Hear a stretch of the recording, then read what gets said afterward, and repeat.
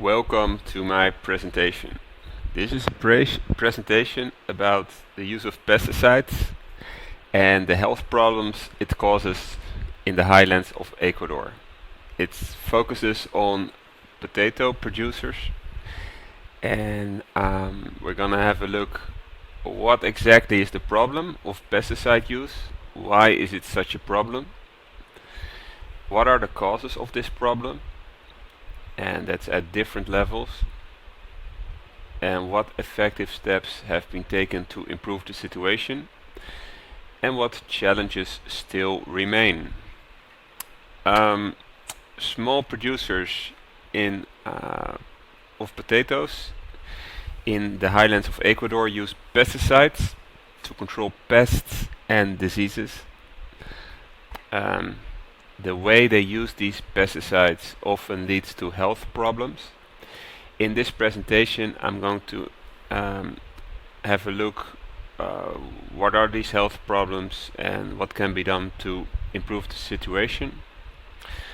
In the end, we're going to look at what general lessons can be learned from this case study. And even if pesticides is not your favorite topic, there are still plenty of things to learn from this case. There are many interesting lessons that can be applied for many different cases.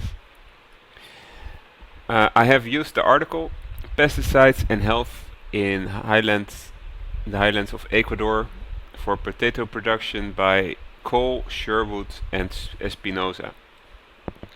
Let's start the presentation.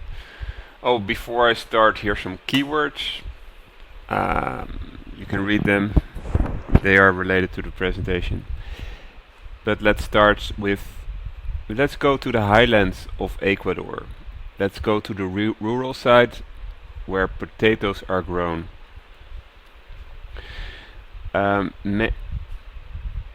Potatoes are grown by tens of thousands of small to medium-sized potato producers in the highlands of Ecuador. Since the 1960s, potato producers have increasingly used pesticides to control pests and diseases. Generally, it's economically beneficial to use pesticides because farmers use pesticides and so they will have less pests and diseases, and their yield, their harvest will be higher, so they will make more money. At the same time, there is variation. Sometimes the prices are too low to make a profit, and sometimes the farmer management styles are not always beneficial. So pesticides generally are beneficial, but not always. The problem with pesticides is the negative impact they have on the health of people who come into contact with pesticides. People can get contaminated by pesticides. They may get ill because of pesticides, and this can lead to poisonings. For some, medical care is needed. It can even lead to death.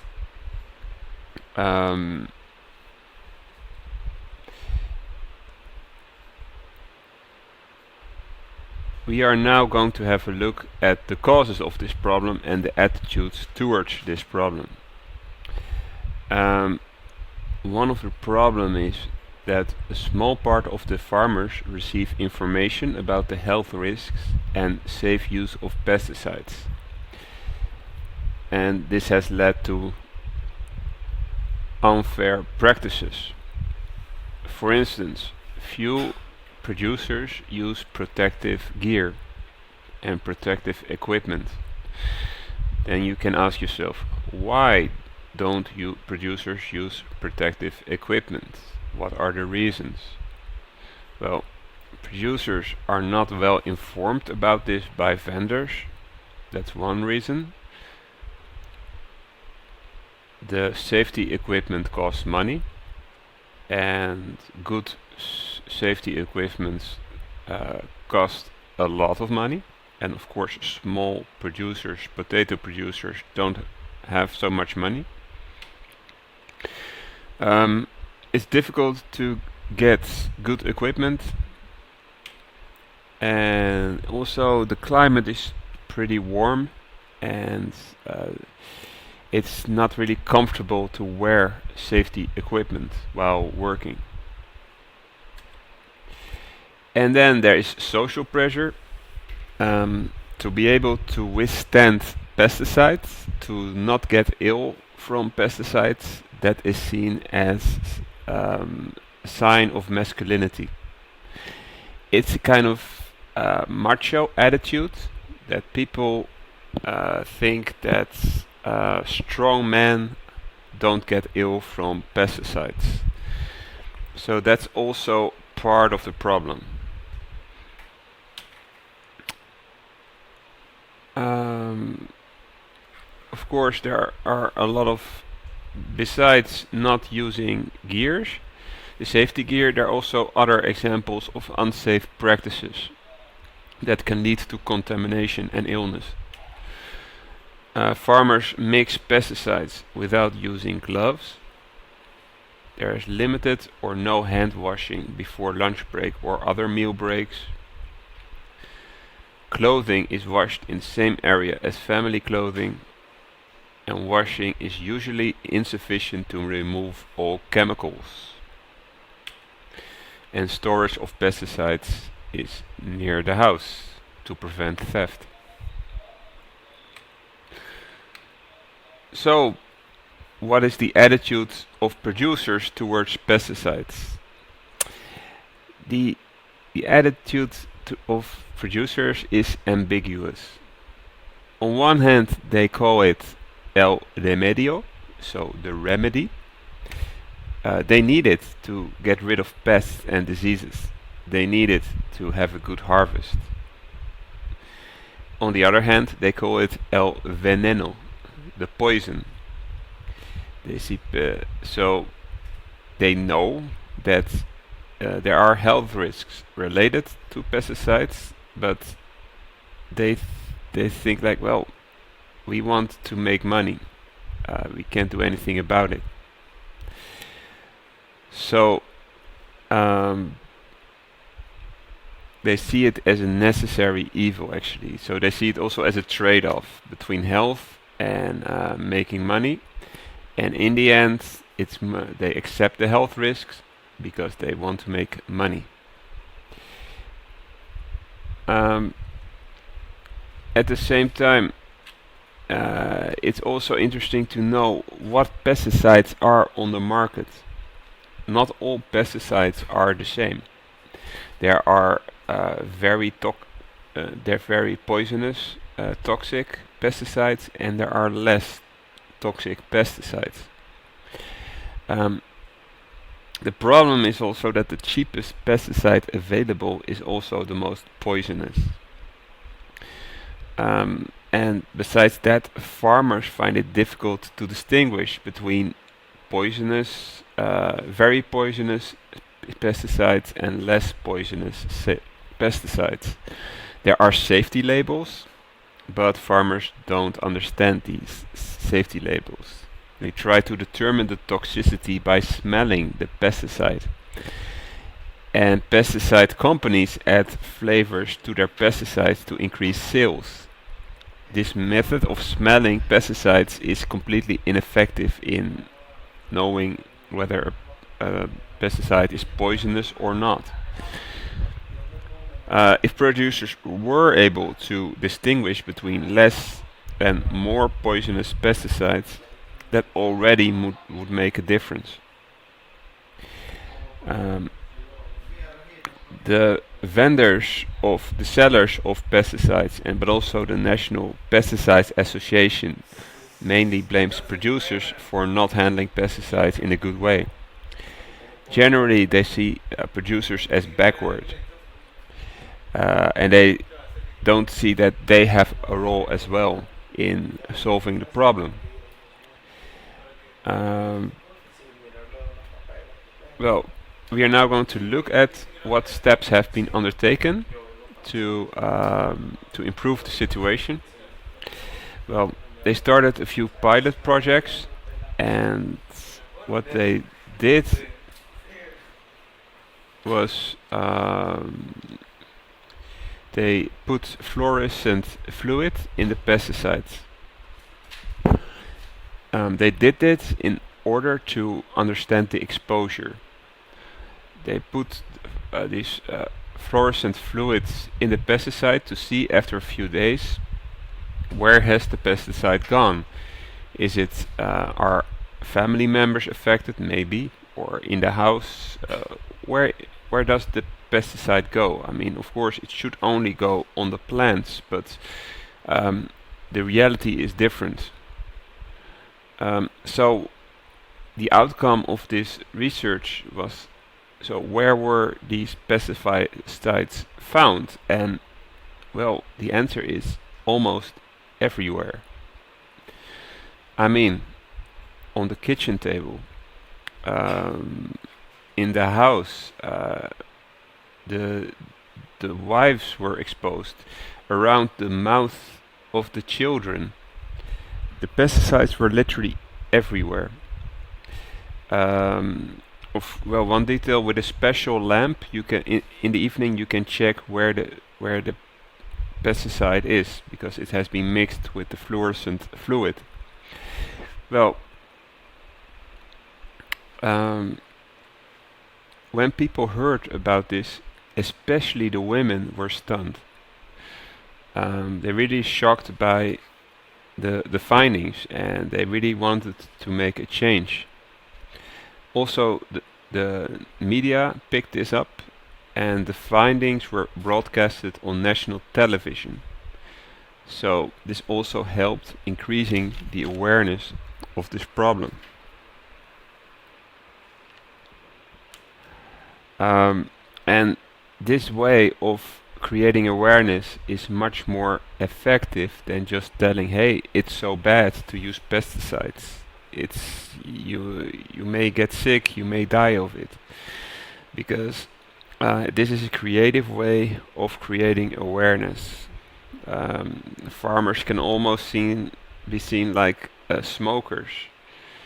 Every person who smokes knows that cigarettes are unhealthy, but they still continue doing it because they like it so much, or maybe they need it to cope with stress.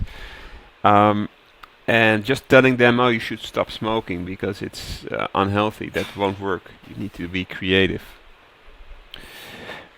Um, well, also because of this, they teamed up with the organization Eco Salud, and Eco Salud decided to facilitate the use of protective equipment.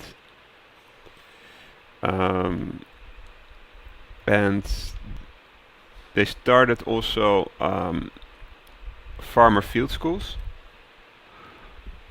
Well, first of all, about the protective equipment, Eco Salud made that equipment available.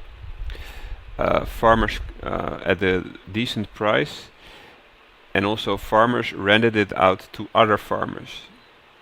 So that meant that there was more good equipment available. Also, farmer field schools were started. So what is a farmer field school? It's based on farmer education.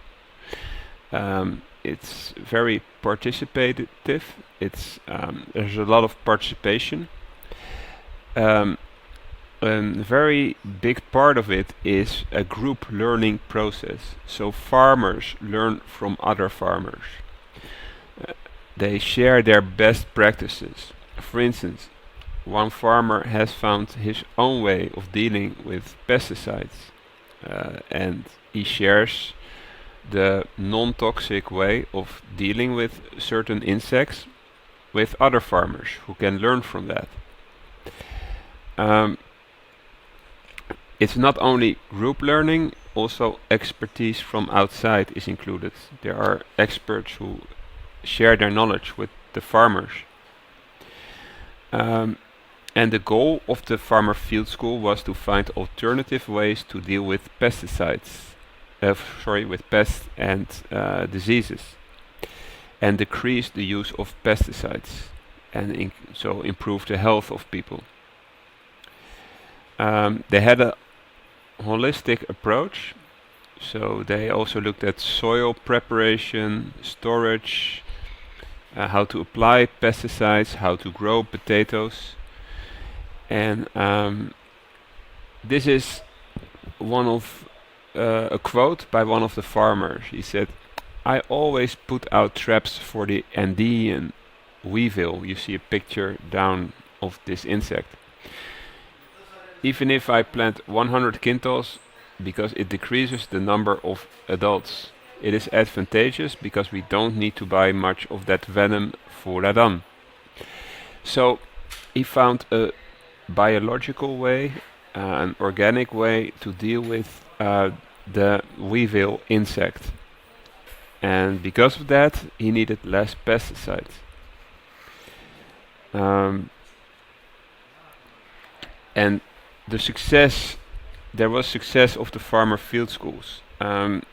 They were, by focusing on decreasing the use of pesticides and finding alternative ways to deal with pests and diseases, they were able to decrease the pesticide use, but at the same time they knew how to maintain the same amount of production and sometimes even increase the amount of production. And decreasing the use of pesticides means that they also have less costs, because pesticides cost money. It's good for health, and at the same time they have the same amount of harvest, or in some cases more. So there were really benefits of this approach. At the same time, I must admit that not all farmers were equally willing to participate in the farmer field school. It was the ones who were interested were mainly the landless laborers, pragmatic and inquisitive farmers, and farmers who were high risk takers were not so interested in the farmer field schools. At the same time, to really make a difference, these farmer field schools, there were some farmer field schools on a small scale, but they had successes. But to really make a difference, you need to involve many stakeholders at different levels. Not only at the local level, but also at regional level, at national level. You need to involve organizations and the government as well. And so they have organized multi-stakeholder meetings where different organizations, also different people from the government were present, people of the provincial government, people of the health department, people of the agricultural department were there. And this was to increase awareness, but also to make sure that this success gets spread around Ecuador. There was also a limitation because they wanted to have a meeting at national level of the national government, and in the end, unfortunately, that did not happen. The national government withdrew because pesticide industry lobbyists had pressured them. This is of course very sad. It often happens that good initiatives receive resistance. This can be on local level or on national level, because different parties, different actors have different interests. And of course the pesticide industry doesn't want producers to use less pesticides. And the thing also is the industry really interested in the health of producers? My answer to that is I don't know, but it's not a clear yes in my point of view. Let's see. But nevertheless, many organizations related to health and agriculture expressed interest in the project, and the awareness of the problem has increased, and also it is less seen as a problem that is only caused by backwards producers. it is more seen as a complex issue that has different causes at different levels. For instance, it's not only the way producers apply the pesticides, it's also which pesticides are there on the market. Some pesticides are way too poisonous to even be sold. Some pesticides are produced in the USA, but in the USA, those companies are not allowed to sell those pesticides. So they export them to Ecuador. And at the same time, it's also the responsibility of the industry and of sellers to inform producers about the toxicity of pesticides. Um, so, well, there were different interventions at different levels. In this slide, on this slide, you can see what at different levels was necessary. So, on a local level, the farmer field schools were necessary, and that helped very well. On a household level, there were discussion groups about the health risk of pesticides, and especially it was good to include the women there because they have a different attitude than men when it comes to pesticide use. Also, it was in education.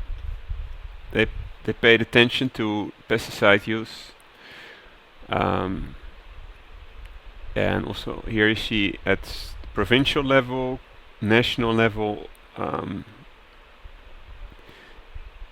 and there was more funding to spread these farmer field schools. By the way, also in Africa and Asia, farmer field schools are a huge success. Of course, not always, but in general, it's it can be really a successful tool to make a change, make a difference. Um, let's see. But also even at international level, things need to be done because a lot of these pesticide producers are international producers, international companies.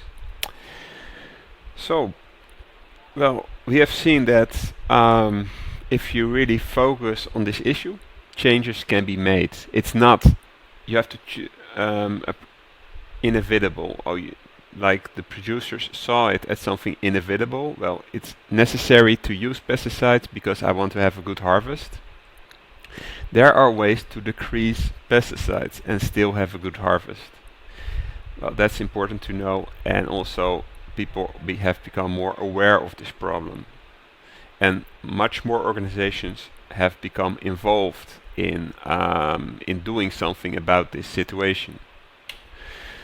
Well, but what general lessons can be learned from this case? Things that also you can use for other case studies. First of all, be willing to challenge existing beliefs and attitudes, and do not take them for granted. People want to see small producers as backwards. They want to see them as part of the problem, but they can also be part of the solution. I mean, the farmer field schools, those same farmers came with great solutions sometimes. They shared their knowledge. And the industry will say, oh, those farmers, they're backwards and it's their fault. They should use the pesticides in a better way. But the industry should also take responsibility for the problem and see what they can do to do things in a different way. At the same time, to create awareness, you need to be creative. Just telling people that it's bad to use pesticides, I mean, that won't work. You need to find creative solutions to make people aware of problems. Farmer field schools are a strong tool for change. There are a lot of examples in Asia, in Africa for that, but also here. If people as a group focus on one problem, they come up with creative solutions. And multi-stakeholders are needed to scale up successes. You need to involve different actors at different levels to to scale up successes. So because to have a local success, that's great, but it needs to get bigger than that. It needs to spread over the country. Otherwise, it stays too small. And it's always necessary to involve actors at different levels, from the national government, companies, different organizations, local people, local organizations. So you need to think in a holistic way. Um, this was my presentation. I quickly want to show you a presentation about, no, I don't have it here so quickly. I quickly want to show you one picture about that it's important to involve different levels. This is my slide about this. So you need to involve different levels to solve the problem, but at the same time, it's also that at different levels there can be resistance against the problem. For instance, companies can lobby at the national government to against the program. It's also, if you have a problem, the cause is often not only local. The cause of a problem, whatever it is, can be regional, national, or international. So it's always good to have this picture in mind when analyzing a local problem. Thanks for listening. This was my presentation, and let me know what you thought of it. Do you have questions? Were there things not clear? I'm happy to receive your comments. Thanks.